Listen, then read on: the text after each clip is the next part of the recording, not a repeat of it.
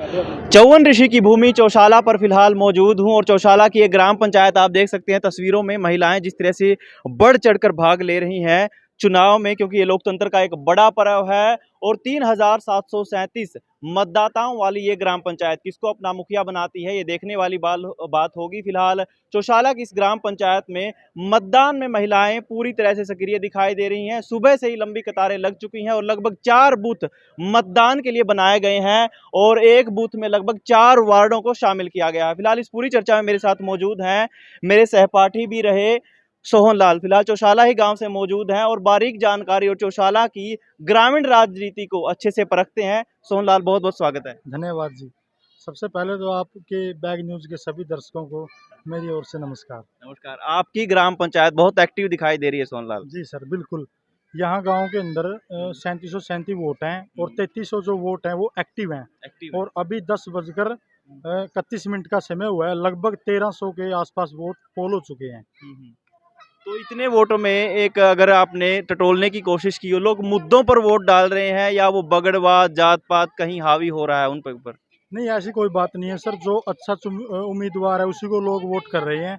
अभी मैदान में 3 चेहरे हैं मुख्यतः रूप से और तीनों का लगभग बराबर सिस्टम चला हुआ है। अभी फैसला करना बड़ा मुश्किल है।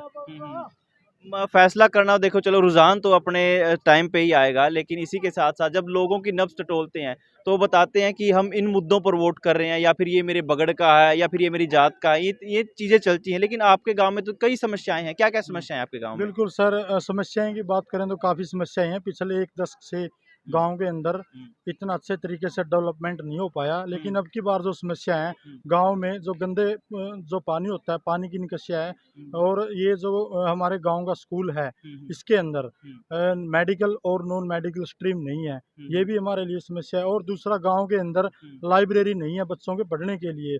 और हेल्थ को लेकर अगर हम बात करें, गाँव के अंदर हमारे कोई स्वास्थ्य सुविधा नहीं है। अगर किसी को कोई स्वास्थ्य से संबंधी कोई दिक्कत होती है तो उसको कलायत या कैथल जाना पड़ता है। और भी काफ़ी गांव के अंदर तमाम समस्याएं हैं। गांव के अंदर अवैध खुर्दे हैं, जगह जगह अवैध खुर्दे बने हुए हैं, जिससे गांव का माहौल काफ़ी ख़राब रहता है।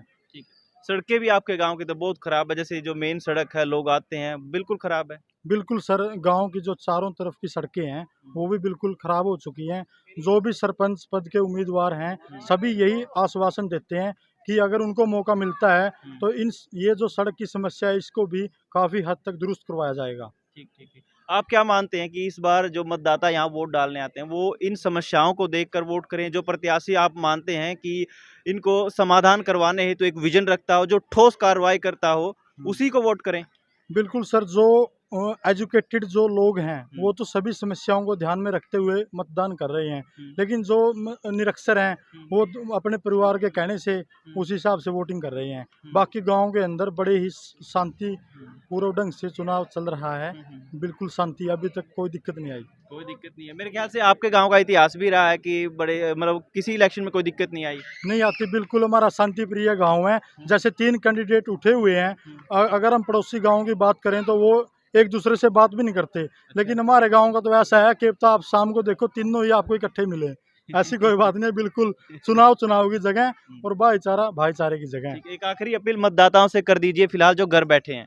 मैं सभी गांव के मतदाताओं से अपील करता हूं कि वो ज़्यादा से ज़्यादा वोटिंग करें और इस मतदान में लोकतंत्र को मजबूत बनाएं और अपनी अच्छे से वोटिंग करें और निष्पक्ष और स्वतंत्र ढंग से वोटिंग करें और एक अच्छे उम्मीदवार का चयन करें और गांव के अंदर शांति और भाईचारा बना के रखें। बिल्कुल बिल्कुल। जो भी बनेगा, जो भी उम्मीदवार बने या जो भी प्रत्याशी बने तो वो गांव के लिए ही उसको काम तो गांव के लिए ही करने हैं। लेकिन हमें ये ध्यान रखना है कि शिक्षा, स्वास्थ्य, रोजगार, सड़क, पानी, बिजली, इन मुद्दों पर आप वोट करें, ना कि किसी भाईचारे या बगड़वाद के परिप्रेक्ष्य में आकर। फिलहाल कैथल बैग न्यूज़ के साथ मैं अजय, कैमरा सहयोगी अजय कुमार के साथ।